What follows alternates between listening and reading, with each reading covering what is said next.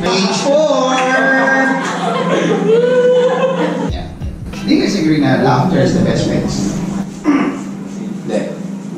Kayo, laughter is the best medicine, you guys agree? Yes. Yep. Bakit hindi? Wait, ako-curious ako. Stress lang. Bakit?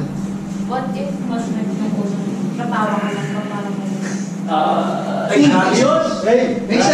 Makes sense. So, totoo eh. Pero sa tingin nyo, bakit nga ba laughter? May nag-agree ka?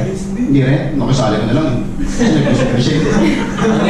Totoo eh. Totoo nga naman. Umala lang sa kay. Patawanan mo lang ba? Tama. Kasi sabi nga nila, laughter is the best medicine. Kasi nga, paano laughter is the best medicine?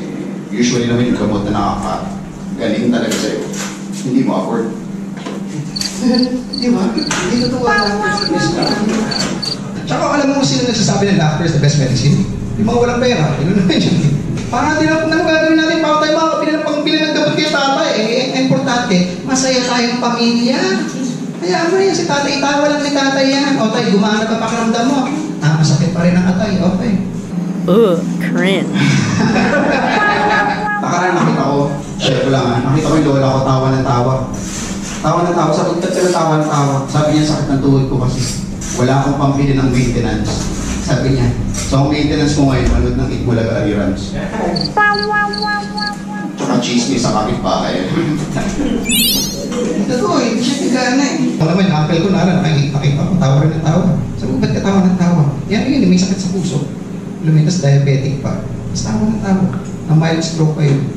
Ang mild stroke siya eh. Tapos tumatawa lang siya. Wala rin siya pabiling gamot eh. Gusto niya lang talaga. Doctor lang panggamot sa kanya eh. Okay naman. Parang gumagana talaga. Yun nga lang, parang kalahati lang yung gana. Kasi kalahati lang ang mukha niya yung tumatawa eh. Kaliwa lang eh. Kaliwang part lang ng mukha yung gumagalaw ah. So, hindi siya masyadong happy. Medyo happy lang. Kaya tawag ko sa kanya, happy. Gets yun? Happy.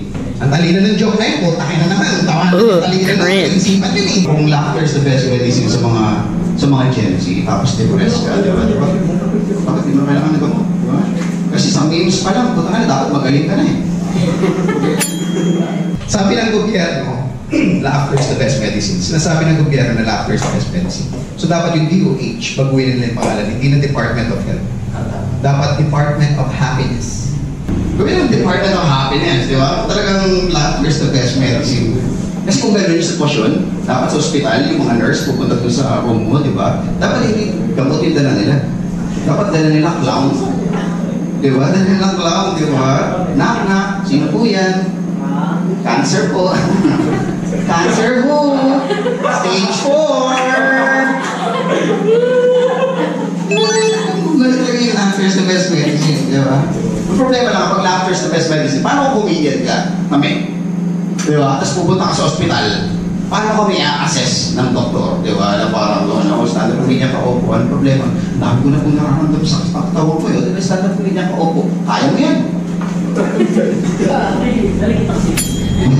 Okay, anyway, kaya ako comedian kasi may content ako. Sorry. Actually, yung joke na yun, ano sinusulat nun? AI. ChatGPT. So, may ginagawa ko content na try ko i-prove kung kaya mo sulat ng joke ng ChatGPT. So, yung joke na